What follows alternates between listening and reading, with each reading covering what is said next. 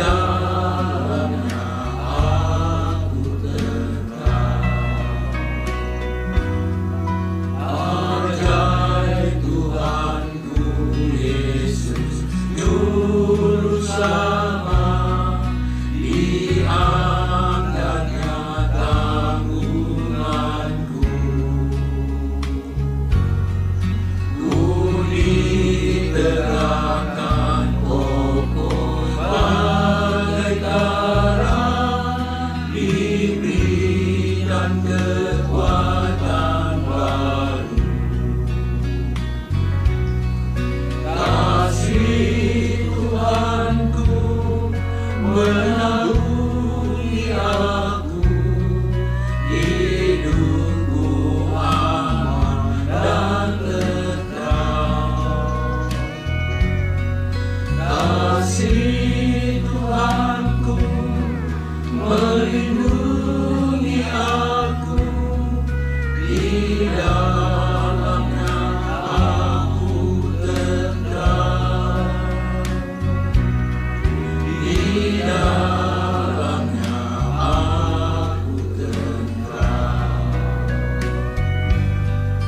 Berkat Tuhan Yesus sangat berlimpah, penuh melimpah di kalbu. Dengan sukacitaku puji Tuhan, sungguh ajaib penebusku. Kasih Tuhanku menaungi aku, hidupku aman dan tentram. Kasih Tuhanku melindungi aku, di dalamnya aku tentram. Di dalamnya aku tentram.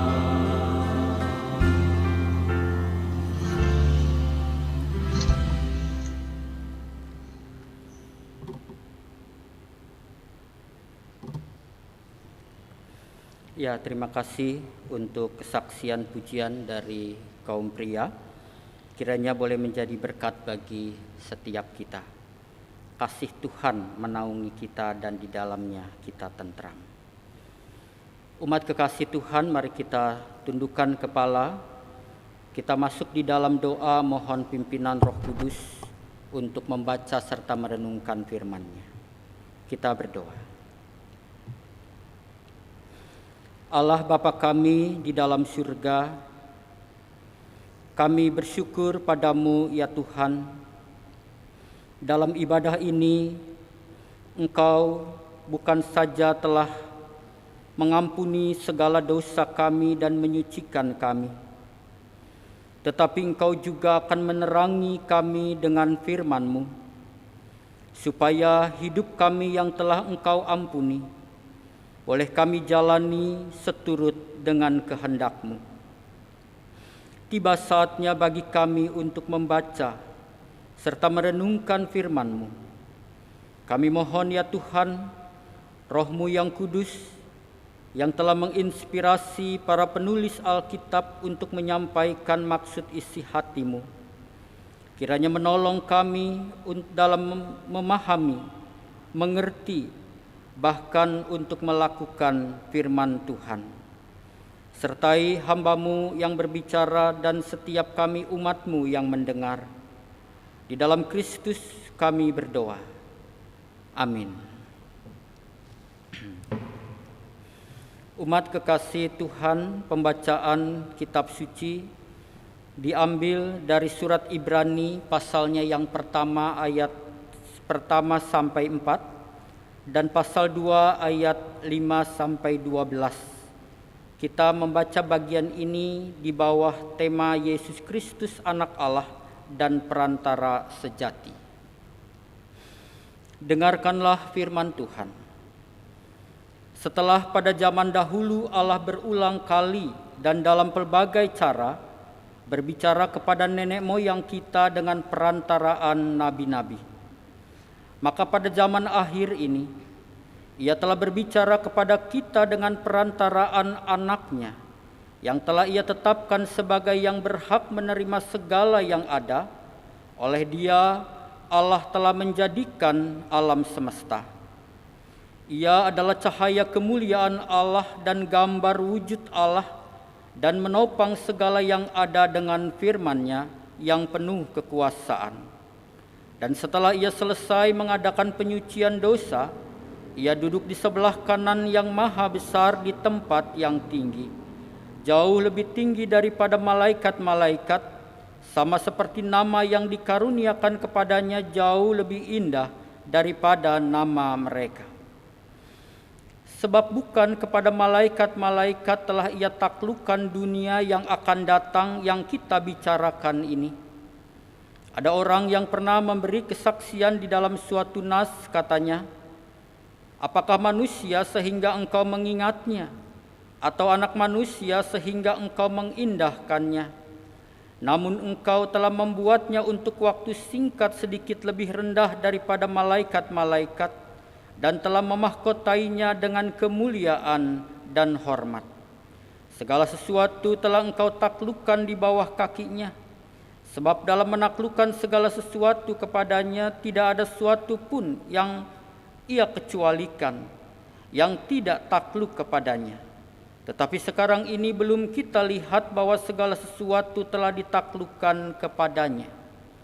Tetapi Dia yang untuk waktu yang singkat dibuat sedikit lebih rendah daripada malaikat-malaikat, yaitu Yesus, kita lihat, yang oleh karena penderitaan maut dimahkotai dengan kemuliaan dan hormat, supaya oleh kasih karunia Allah Ia mengalami maut bagi semua manusia. Sebab memang sesuai dengan keadaan Allah yang baginya dan olehnya segala sesuatu dijadikan, yaitu Allah yang membawa banyak orang kepada kemuliaan, juga menyempurnakan Yesus yang memimpin mereka kepada keselamatan dengan penderitaan. Sebab Ia yang menguduskan dan mereka yang dikuduskan, mereka semua berasal dari satu.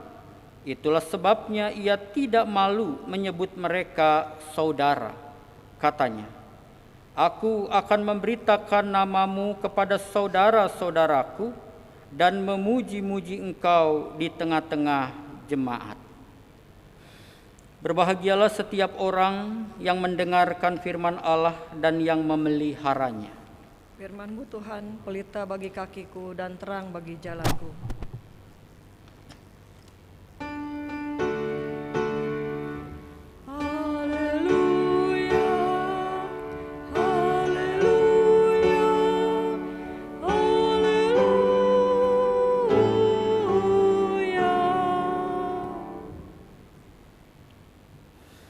Umat kekasih Kristus,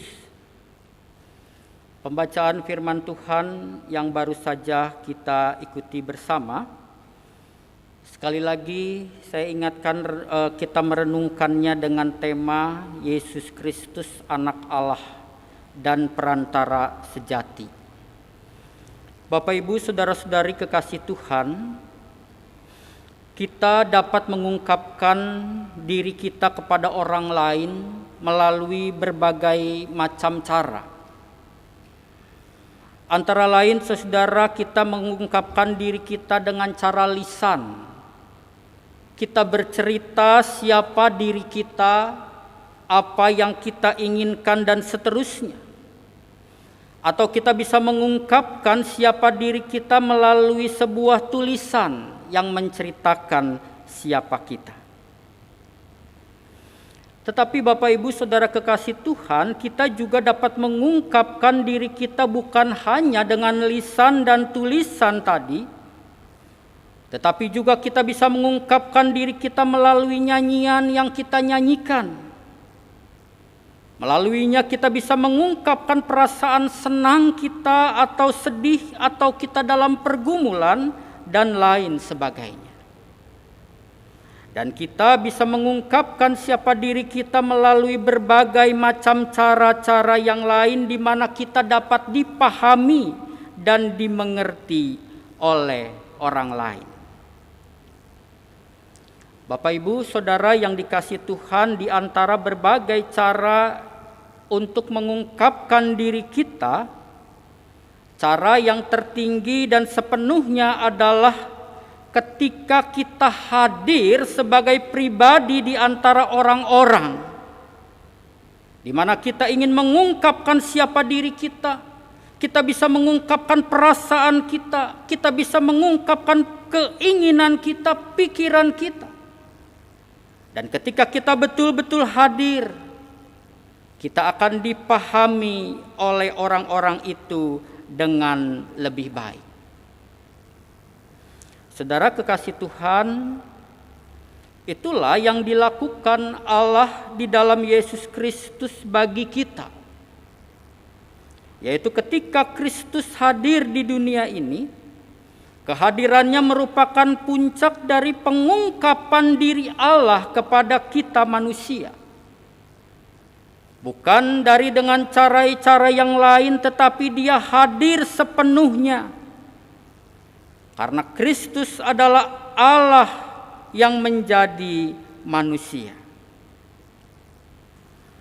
Saudara kekasih Tuhan, prinsip mengungkapkan diri Allah melalui Kristus ini dinyatakan di dalam perikop yang kita baca pada hari ini, yaitu di dalam surat Ibrani pasal yang pertama dan pasal yang kedua pada ayat-ayat yang kita baca. Pada nas ini, saudara-saudara kekasih Tuhan, penulis surat Ibrani berkata bahwa setelah Allah berulang kali dan pelbagai cara berbicara kepada manusia dengan perantaraan para nabinya, maka dikatakan sekarang pada zaman akhir ini Ia berbicara melalui Yesus Kristus, anaknya. Saudara yang dikasihi Tuhan, di situ dikatakan berulang kali dan pelbagai cara. Artinya saudara-saudara bahwa Allah selalu berusaha berkomunikasi. Allah selalu berusaha mengungkapkan siapa dirinya untuk dikenal oleh manusia dan berusaha mengungkapkan keinginannya supaya manusia mengerti apa yang menjadi kehendak Allah di dalam diri manusia.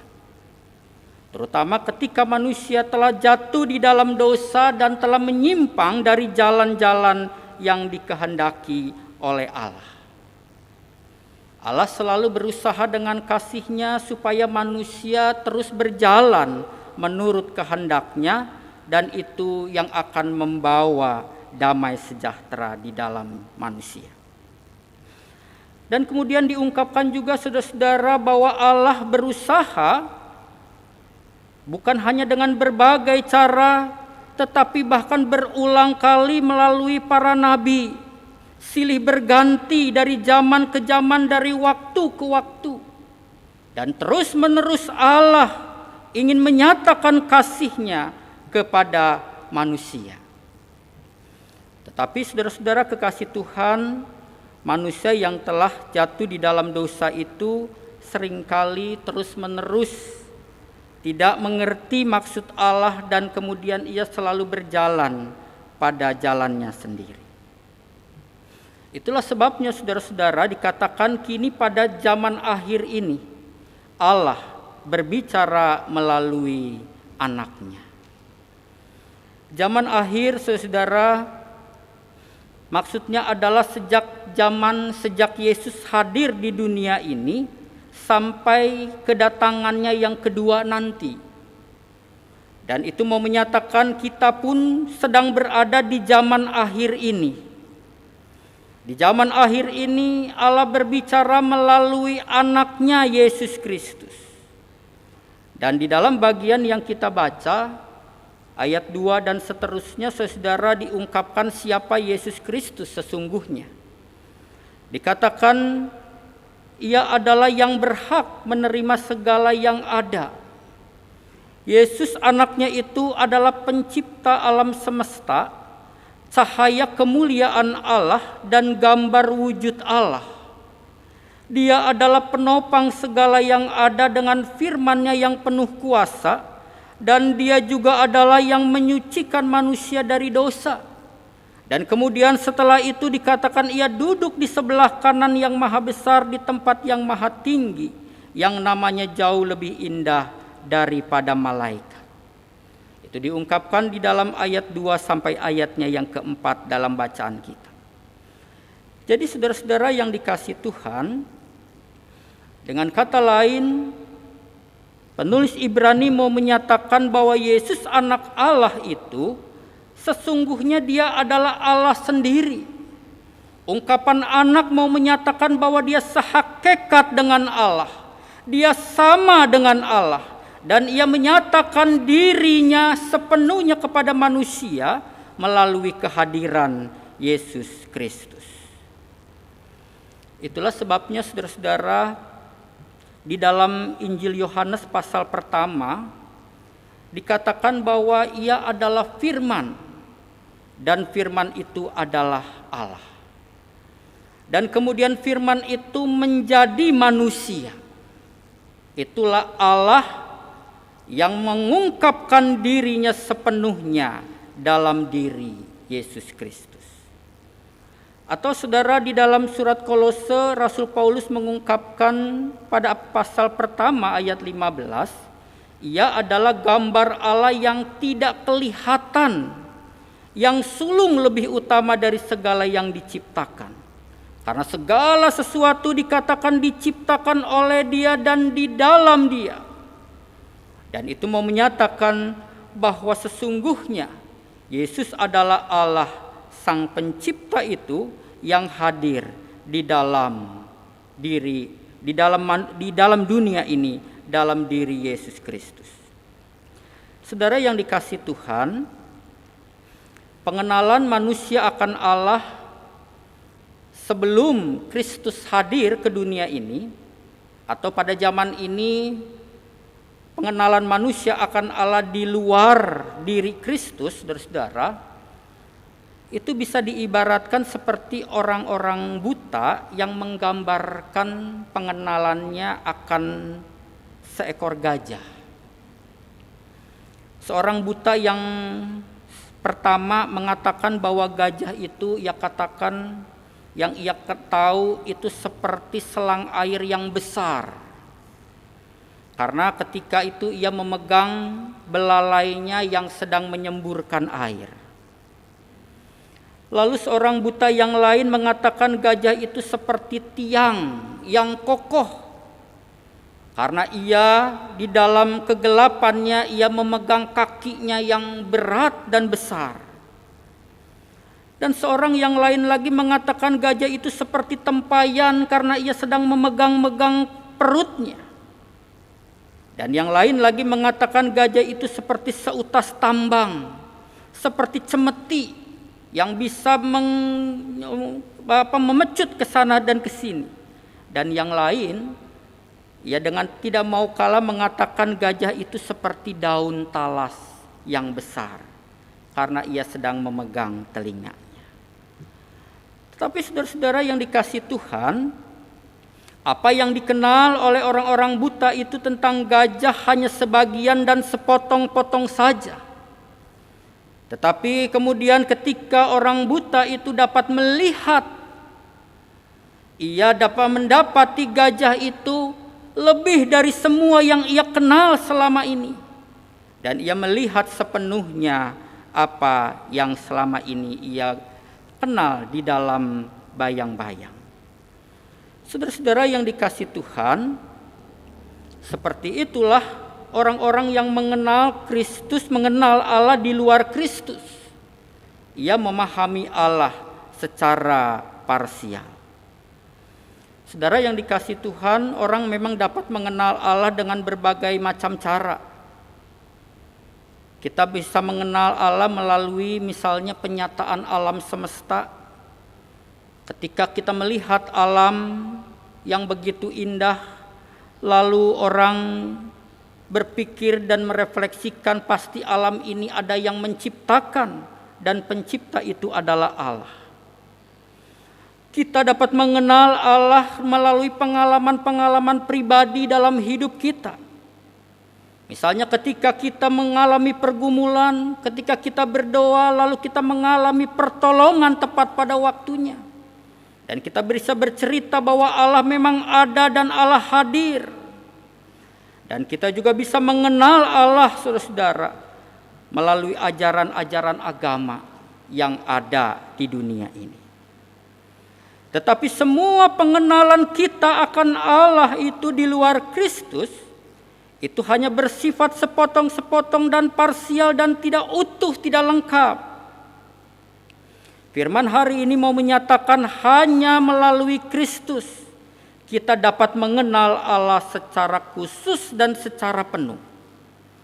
Itulah sebabnya saudara-saudara kekasih Tuhan, Yesus sendiri pernah berkata dalam Yohanes 14 ayat 9, barang siapa telah melihat aku, ia telah melihat Bapa.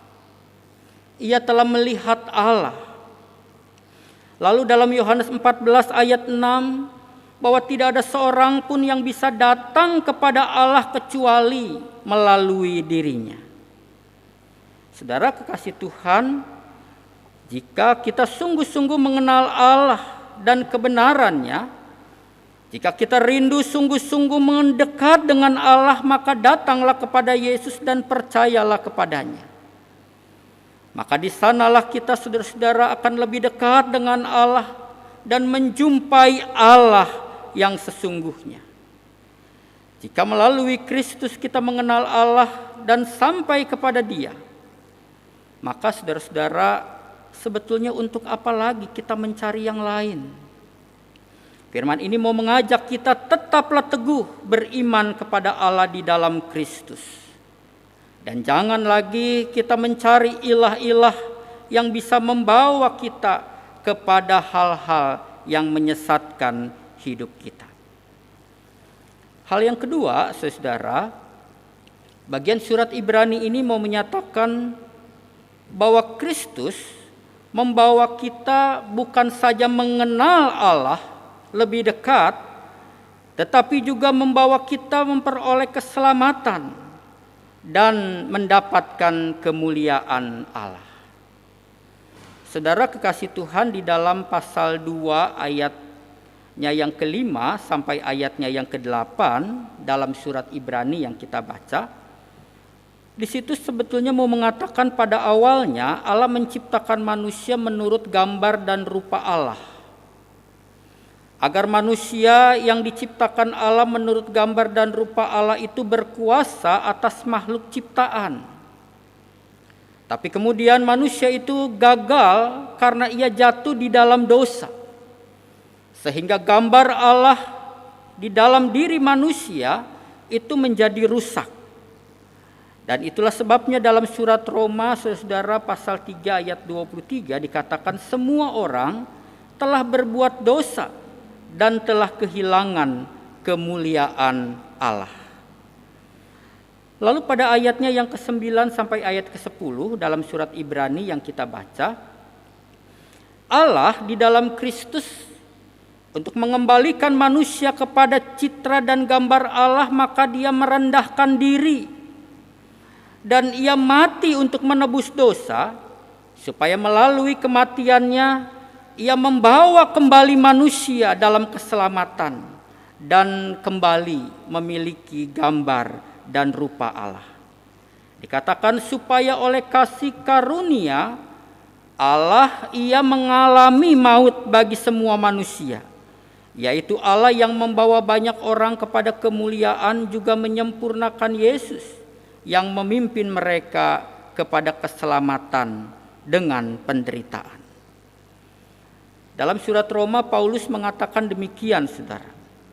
Oleh karena kasih karunia telah dibenarkan dengan cuma-cuma karena penebusan dalam Kristus Yesus. Sehingga saudara-saudara kekasih Tuhan, manusia yang telah jatuh di dalam dosa itu diangkat dan dipulihkan kembali. ia diselamatkan di dalam Kristus, dan bahkan di ayatnya yang ke-11 dan 12 dan seterusnya, saudara, dikatakan mereka menjadi anak-anak Allah. Dan Kristus dikatakan mengungkapkan orang-orang yang diselamatkan itu sebagai saudaranya. Maka dikatakan Kristus menjadi saudara sulung bagi setiap umat percaya yang diselamatkan. Dan Kristus dikatakan akan membawa umat itu menjadi puji-pujian kepada Allah dengan hidup sebagai gambar dan rupa Allah, atau hidup dengan serupa seperti Kristus. Dalam Roma 8 ayat 29, Rasul Paulus mengungkapkan demikian. Sebab semua orang yang dipilihnya dari semula, mereka juga ditentukannya dari semula untuk menjadi serupa dengan gambaran anaknya, supaya ia, anaknya itu, menjadi yang sulung di antara banyak saudara. Dan dalam 1 Korintus 6 ayat 20 dikatakan, sebab kamu telah dibeli dan harganya telah lunas dibayar. Karena itu muliakanlah Allah dengan tubuhmu. Muliakanlah Allah dengan hidupmu yang engkau lakukan serupa dengan Kristus. Dan itu artinya, saudara, kita menjadi orang-orang Kristen yang menjadi peniru Kristus di dalam hidup kita. Dan dengan begitu umat yang ditebus itu memuliakan Allah di dalam hidupnya dengan menjalani hidup meneladani Kristus sendiri.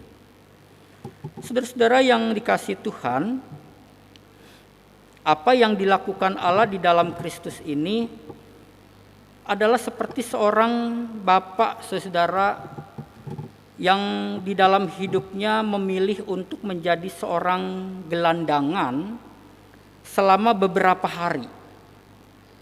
Dan itu, saudara, dia lakukan setiap tahun sejak tahun 1989. Setiap tahun ia canangkan ada sekitar 5 sampai 1 minggu dia menjadi gelandangan. Dia hidup seperti orang-orang miskin padahal ia seorang pimpinan perusahaan yang besar di kotanya. Dan ketika ia ditanya, saudara, mengapa ia melakukan hal itu, ia katakan bahwa ia mau menjadi gelandangan supaya ia hidup bersama-sama orang-orang yang tunawisma. Para gelandangan ini, dia ingin memahami kesusahan penderitaan mereka, dan kemudian ia ingin membawa mereka ke rumah singgah, lalu melatih mereka supaya mereka bisa menjalani hidup dengan lebih baik dan lebih terhormat. Dan setiap tahun ia bawa, kadangkala ia bisa membawa 2 orang, 3 orang, bahkan mungkin hanya 1 orang. Tapi setiap tahun ia lakukan itu supaya ia bisa membawa orang-orang itu ke dalam kehidupan yang baru, yang lebih baik. Saudara yang dikasihi Tuhan, seperti itulah yang dilakukan Allah di dalam Kristus bagi kita manusia. Bahkan jauh lebih dalam lagi. Dia merendahkan diri menjadi manusia, dikatakan dalam bacaan kita. Dia mati menebus dosa kita, mendamaikan kita manusia dengan Allah dan menjadikan kita anak-anaknya. Sehingga saudara-saudara kekasih Tuhan, di dalam iman kepada Kristus, sesungguhnya kita menjadi anak-anak Allah dan Allah adalah Bapa kita. Dalam iman kepada Kristus dikatakan bahwa Yesus Kristus itu adalah saudara sulung kita. Maka sebetulnya apa yang dilakukan Kristus selanjutnya adalah supaya kita hidup serupa dengan Dia. Menjadi gambar dan rupa Allah, atau menjadi peniru-peniru Kristus di dalam hidup kita. Di mana kita menjadi puji-pujian, memuliakan Allah di dalam hidup kita. Dalam kehidupan keluarga, dalam kehidupan pekerjaan dan pelayanan kita, bahkan di dalam kehidupan kita bermasyarakat, kita diingatkan untuk selalu meneladani Kristus. Jika Kristus hadir, apa yang akan kita lakukan di tengah-tengah situasi, di tengah keluarga, dan di mana saja kita berada. Kiranya saudara-saudara kekasih Tuhan, firman Tuhan hari ini boleh terus menolong kita bahwa iman kepada Kristus itulah iman yang membawa kita kepada Allah, dan selanjutnya mengingatkan kita untuk hidup selalu memuliakan Dia. Amin.